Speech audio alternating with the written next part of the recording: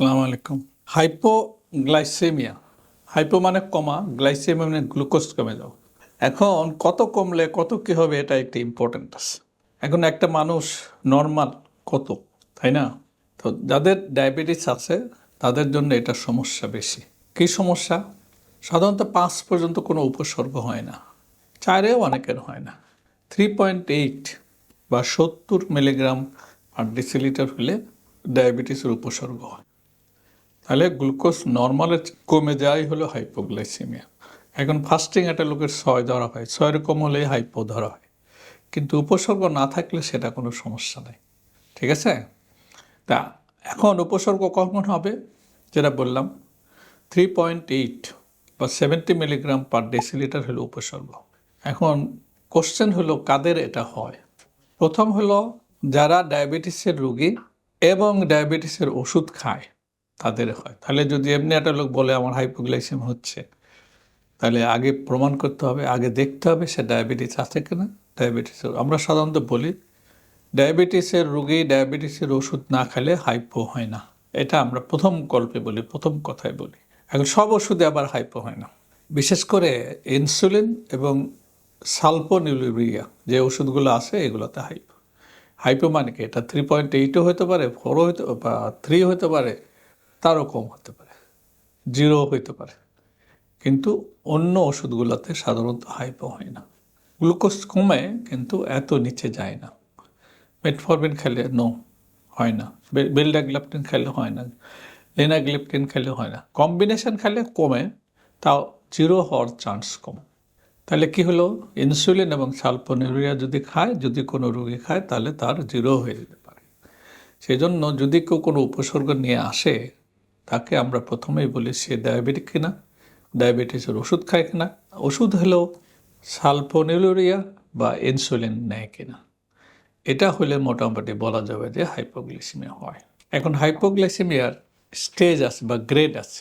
যদি 4 হয় তাহলে ঠিক আছে, 3.8 হলে সিমটম হবে, এটা হলো গ্রেড 1 বা স্টেজ 1। 54 মানে 3 হলে সিমটম হবেই, উপসর্গ হবেই। হ্যাঁ, স্টেজ 1 আর স্টেজ 2 রোগী নিজেরা বুঝতে পারে এবং খেয়ে নেয়, গ্লুকোজ খায়, মিষ্টি হয়, মানে উপশম করতে পারে। তাহলে এই দুটাকে সিভিয়ার বলেন, মাইল্ড এবং মডারেট বলে অনেক। কিন্তু যখন রোগী অজ্ঞান হয়ে যায়, যখন রোগী নিজের ব্যবস্থা নিজে না করতে পারে, তখন সেটাকে বলে সিভিয়ার। যখন হাইপোগ্লাইসেমিয়া ম্যানেজ করার জন্য আর একজনের হেল্প লাগে, রোগী নিজে করতে পারে না, তখন এটা সিভিয়ার। তাহলে 3টা স্টেজ হলো মাইল্ড, মডারেট, সিভিয়ার। কেউ গ্রেড 1, গ্রেড 2, গ্রেড 3 বলে। যেটাই হোক, হাইপোগ্লাইসেমিয়া একটা মারাত্মক উপসর্গ।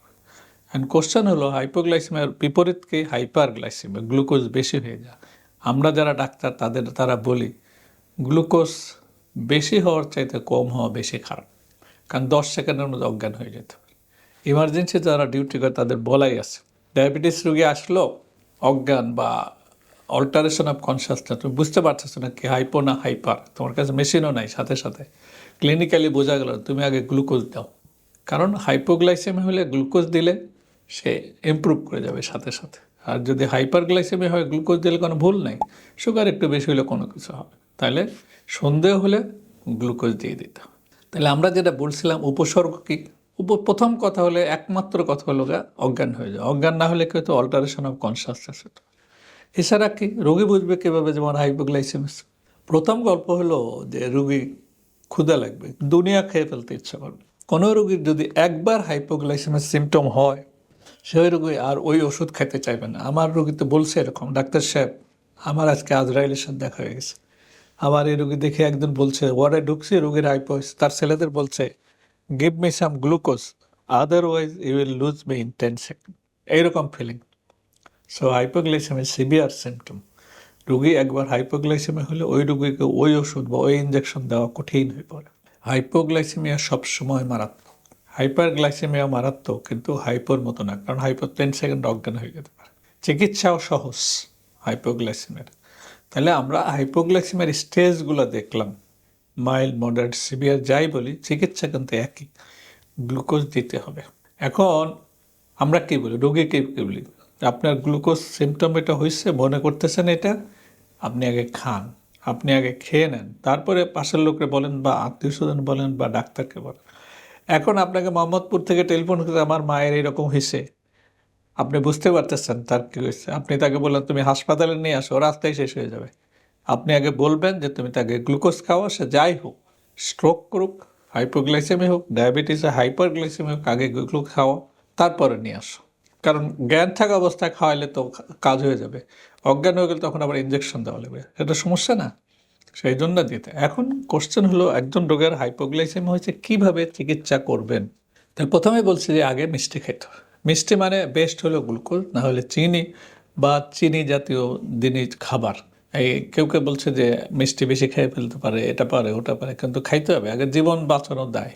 মিষ্টি আগে খাবেন যতক্ষণ পর্যন্ত না উপসর্গ প্রশমিত হবে। আরেকটা হতে পারে আপনি গ্লুকোজ টেস্ট করে দেখবেন। গ্লুকোজ খাওয়ালেন 15 মিনিট পরে, ব্লাড গ্লুকোজ টেস্ট করলেন 15 মিনিটস পরে, যদি নর্মাল না হয় আবার খাওয়াবেন। যতক্ষণ পর্যন্ত আর গ্লুকোজ নর্মাল না হয় ততক্ষণ পর্যন্ত খাওয়াবেন। আপনি গ্লুকোজ টেস্ট করতে পারতেছেন না, উপসর্গ যদি কমে যায় বুঝবেন যে হ্যাঁ ঠিক আছে, তখন কি করবেন?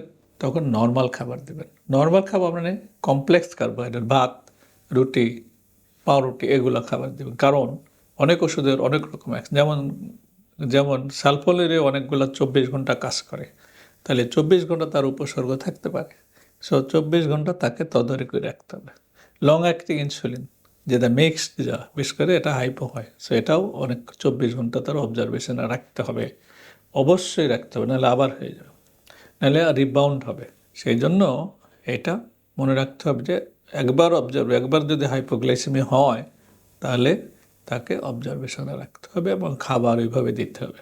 দুধ বা চর্বি জাতীয় জিনিস এইগুলা দিবেন না। প্রোটিন বা ফ্যাট ইনসুলিন সিক্রেশন করে বডিতে, ওইটা খাইলে আবার ইনসুলিন বেরোবে বডির থেকে, আরও হাইপো হয়ে যাবে, সেটাও মনে রাখতে হবে। আরটা কি মনে রাখতে হবে যে রুগীকে অবশ্যই ডাক্তারকে দেখাতে হবে। ডাক্তারের উচিত হবে কি স্ট্রোক করছে কিনা বা অজ্ঞান হওয়ার অন্য কোনো কারণ আছে কিনা এটা দেখার। এখন হাইপোগ্লাইসেমিয়ার চিকিৎসা হলো গ্লুকোজ। আজকাল বাজারে গ্লুকোজটার একটা ট্যাবলেট পাওয়া যায়, শুধু গ্লুকোজের কিউব পাওয়া যায়, এটা সাথে রাখা ভালো, সাথে সাথে খেয়ে ফেলতে পারে। আর যারা ইনসুলিন নেয় বা যারা সালপোনেরও খায় বা অন্য ট্যাবলেটও খায় কম্বিনেশন, তাদের সাথে ইনস্ট্যান্ট গ্লুকোজ বাড়ায় এমন খাবার রাখা ভালো। চকলেট হতে পারে, গ্লুকোজ টিউব হতে পারে, চিনির টিউব হতে পারে, বা গ্লুকোজের প্যাকেট হতে পারে, এগুলা অথবা জুস হতে পারে, এগুলো রাখা ভালো। মনে রাখতে হবে ডায়াবেটিস যতই খারাপ হোক কন্ট্রোল করা যায়, হাইপোগ্লাইসেমিয়া খুবই খারাপ, কারণ ব্রেন ড্যামেজ হয়ে যেতে পারে। সেই জন্য ব্রেন ড্যামেজ হওয়ার আগেই এটা করতে হবে। তবে হাইপোগ্লাই যাই হোক, যত ক্ষতি হোক, এটা ট্রিটমেন্ট করলে কিন্তু রিভার্সিবল হয়ে যায়। অধিকাংশ ক্ষেত্রে সে 1 দিন লাগে, 2 দিন লাগে, অনেক ক্ষেত্রে ব্রেনের যদি রিফেক্ট হয়ে যায় তাদেরকেও যদি গ্লুকোজ ঠিক মতো দিয়ে ম্যানেজ করা যায়, হাসপাতালে রেখে, কমপ্লিকেশান না হয়, ফ্র্যাকচার হলো না, লাংসে ইনফেকশন হলো না, বেডসোর হলো না, পেশাবে ইনফেকশন হলো না, তারাও কমপ্লিট রিকভার হয়ে যায়। সেই জন্য আমাদের যেমন গ্লুকোজ চিকিৎসা করতে হবে হাইপারগ্লাইসেমিয়া ডায়াবেটিস, যেমন হাইপোগ্লাইসেমিয়া গ্লুকোজ কমে যাওয়ারও চিকিৎসা করতে হবে। এখন হওয়ার পরে কী করবেন? আপনি যে ওষুধটা খাচ্ছেন, যে ট্যাবলেটটা খাচ্ছেন, সেইটা কমাই দিতে হবে। সালপোনেল ইউরিয়া যেটা হাইপোগ্লাইসেমিয়া করে, এটা না দেওয়া ভালো। বেশ করে বয়স্ক লোক হলে 3 সপ্তাহ বা 3 মাস ধরে টার্গেট অফ কন্ট্রোল বাড়ায় দিতে হবে, A1C যেন বেশি রাখতে হবে। অনেকগুলো প্রিকশন আছে, ওই জাতীয় ওষুধ না দেওয়া ভালো এবং ওষুধ চেঞ্জ করা ভালো। লং অ্যাক্টিং ইনসুলিন বেটার দেওয়া, শর্ট অ্যাক্টিং ইনসুলিন দেওয়া যেতে পারে যাতে মনিটর করা যেতে পারে। সেই জন্য ওষুধও ট্রিটমেন্টও অল্টার করতে হবে, খাওয়া দাওয়া চেঞ্জ করতে হবে, ট্রিটমেন্ট অল্টার করতে হবে এবং একে সার্ভিলেন্সে রাখতে হবে। বয়স্ক লোক যারা একা থাকে, খাওয়া দাওয়া ঠিক করতে পারে না, তাদের ক্ষেত্রে এটা আরও বেশি। তার মানে কি কেয়ারটেকারের আরও বেশি কেয়ার দিতে হবে। যারা কাজ করে, যারা সার্ভিস করে, যারা অ্যাক্টিভ লোক, তাদের ওই গ্লুকোজ জিনিসগুলো রাখতে হবে।